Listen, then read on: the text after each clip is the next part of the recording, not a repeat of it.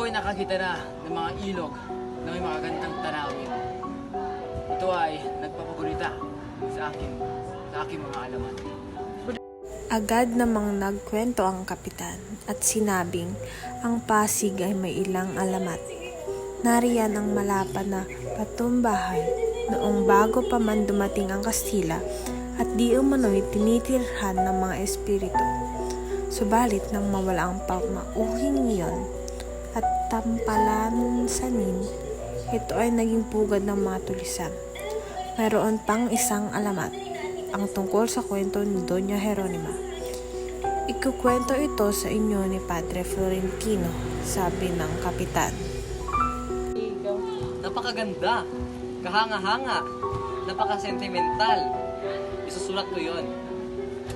Ano sa tingin nyo, Padre Salvi?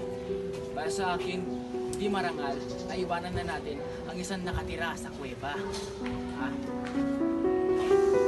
Agad-agad namang iniba ni Padre Salvi ang pinag-uusapan at sinabing dahil sila'y nagkwekwentuhan na rin tungkol sa mga alamat, hindi dapat natin limutin ang nauukol sa milagrom ng San Nicolas na pinakamaganda at pinakatotoo na marahil ay hindi pa naririnig ni Ginoong Simon.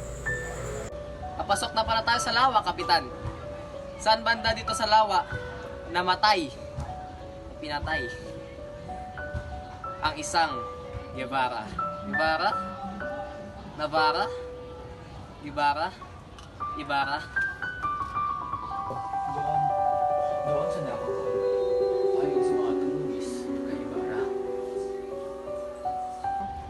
Kung gayon, ang kanyang bangkay, pura. 1, 2, 3. Yun ang pinakamurang libing. Diba? Patay ka mura. Napansin naman ni Bensay na si Simon ay biglang namutla at nanahimik. Ginoong Simon, ano nangyayari sa inyo? Nahihilo po ba kayo? Dapat nyo ring malaman na ang paglalakbay sa ilog na ito ay hindi dapat minamaliit.